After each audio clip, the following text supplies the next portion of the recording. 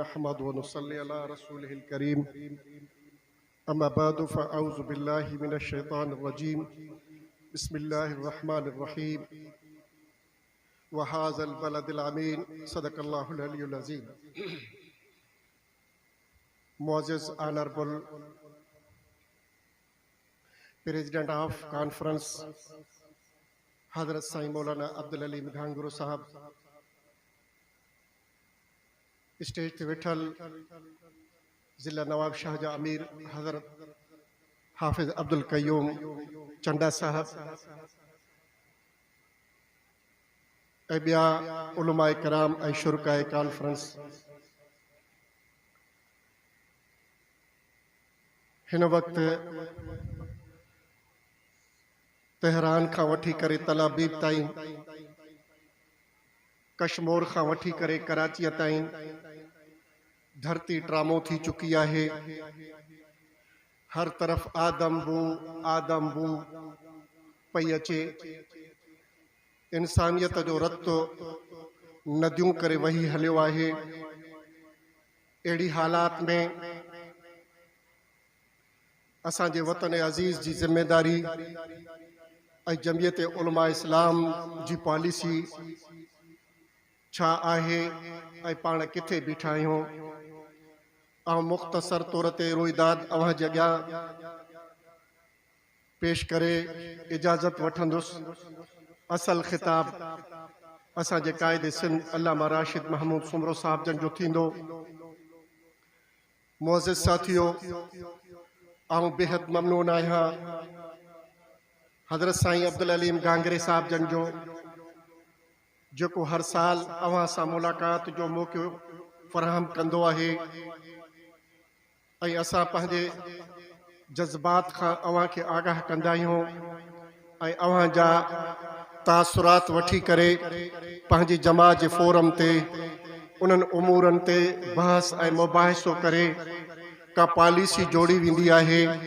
अव्हां जे न रब्त जे करिए हिन वक़्तु असांजी जमियत उलमा इस्लाम सूबा सिंध जी जमात इन पूरी सूरत हाल खे साम्हूं रखी करे ऐं पंहिंजनि कुल्हनि ते जेका ज़िम्मेदारी खई आहे उहा इहा आहे त असांजे हिन बरे सगीर में पहिरियों भेरो दिल्लीअ जे अंदरि आलमी अमन कॉन्फ्रेंस थी, जंहिंमें असांजे पाकिस्तान जा क़ाइद हज़रत मौलाना फज़लुर रहमान साहब, शहीद अल्लामा डॉक्टर ख़ालिद महमूद सुमरो ऐं हज़रत साईं अब्दुल क़य्यूम हालेजीअ जी क़यादत में दिल्ली में वञी करे उन आलमी अमन कॉन्फ्रेंस में पाकिस्तान जी नुमाइंदगी कई। मुअज़्ज़िज़ साथियो, दिल्लीअ जे अंदरि उन मेड़ाके में जिथे दुनिया भर जा उलमा, दुनिया भर जूं सियासी ऐं समाजी ऐं मज़हबी धुरिन शिरकत कई हुई, जंहिंजी मीज़बानी जमियत उलमा हिंद फरमाई हुई।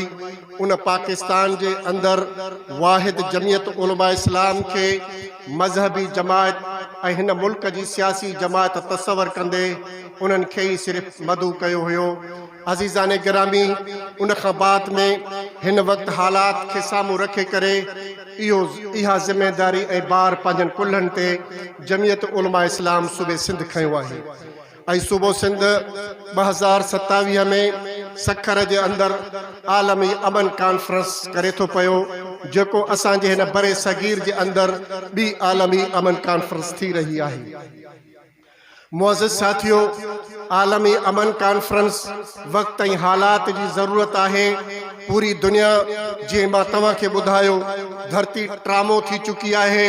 इन हालात में अमन कीअं क़ाइमु करे सघिजे थो पियो, दुनिया जे अंदरि अमन जो झंडो कीअं उगाड़े सघिजे थो पियो, उन जे लाइ जमियत उलमा इस्लाम सखर जे अंदरि न सिर्फ़ नेल्सन मंडेला जे पुट खे, तैयब अर्ज़गान खे, इमाम काबा समेत दुनिया जा उहे सरबराह लीडर जनाब ईरान जी लीडरशिप, अफ़गानिस्तान जी लीडरशिप, सऊदिया जी लीडरशिप ऐं तमामु दुनिया जी उन्हनि धुरिन खे ऐं अॻुवाणनि खे मदू करे रही आहे, उन्हनि खे दावत ॾेई रही आहे।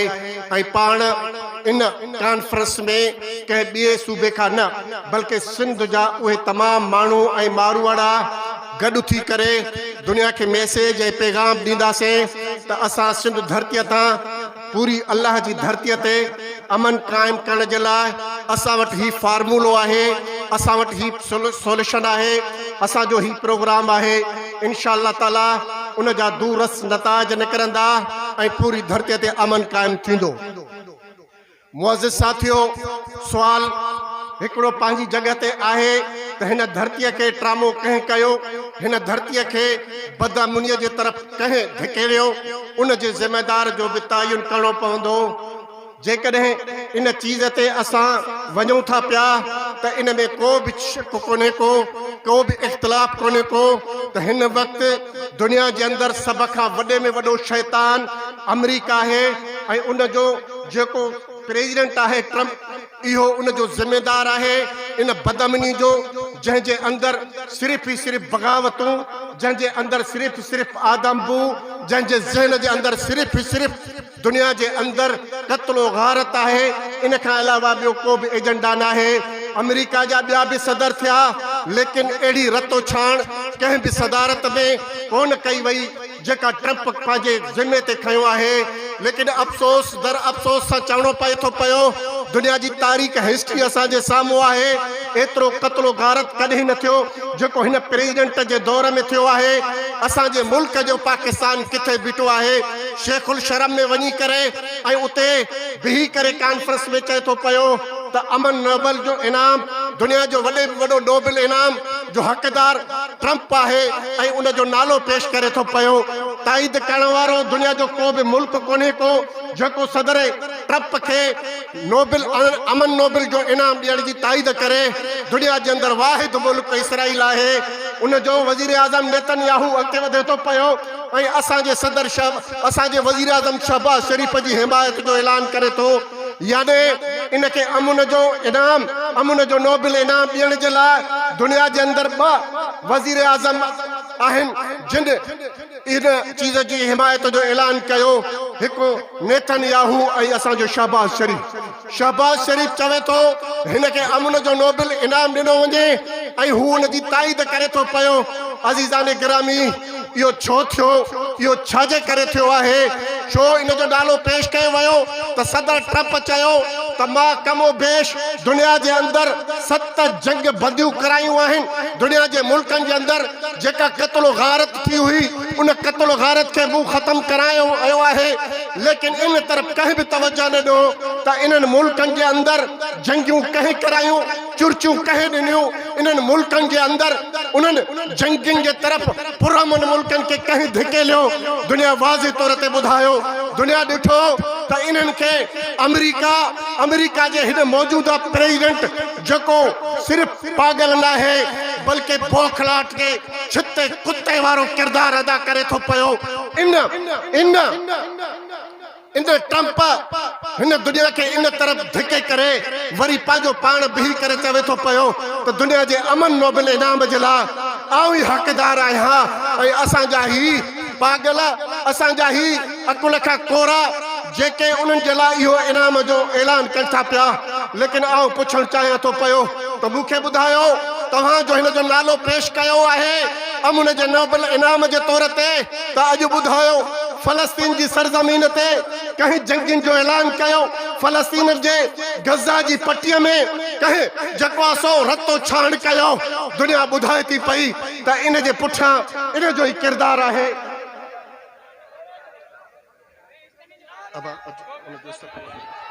नारे तकबीर, क़ाइदे सिंध हजरत अल्लामा राशिद महमूद सुमरो। कल भी खालिद आया था, कल भी खालिद जिंदा था। नारे तकबीर, जमीयत उलमा इस्लाम, क़ाइदे सिंध हजरत अल्लामा राशिद महमूद सुमरो। नारे तकबीर। मुअज़्ज़िज़ हज़रात,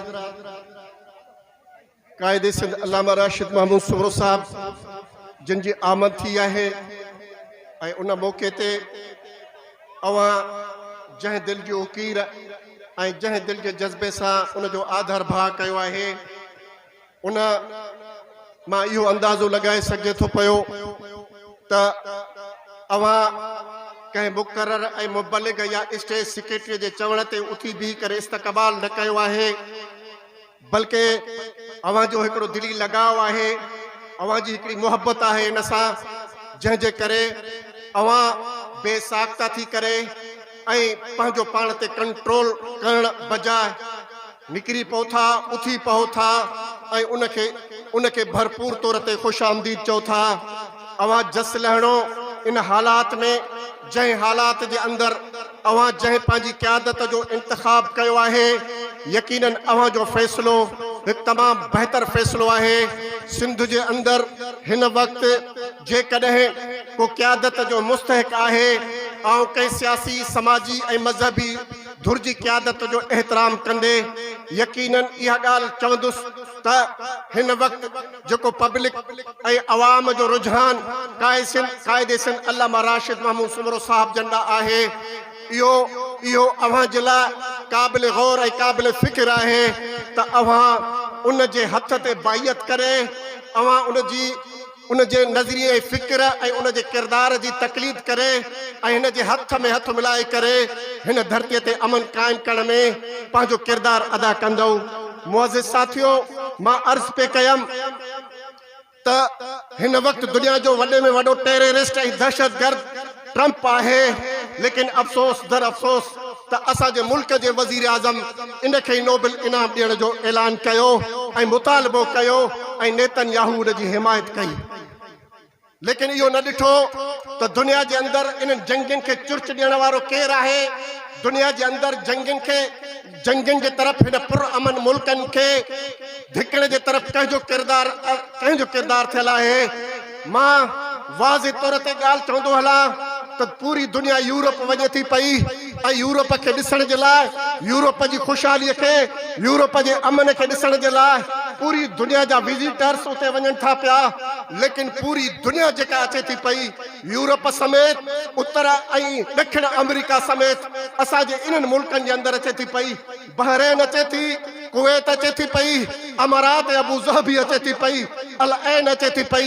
इहो उतां जे अमन ऐमान ऐं उतां जी हालात खे साम्हूं रखे करे उहे उते विज़िट करण अचनि था पिया।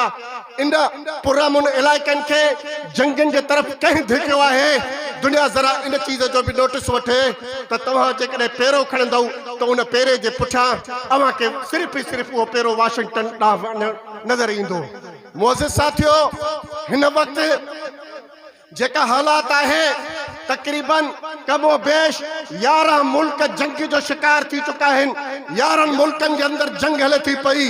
उन जंग जे अंदरि बराह रास्त ॿ ताक़तूं आहिनि।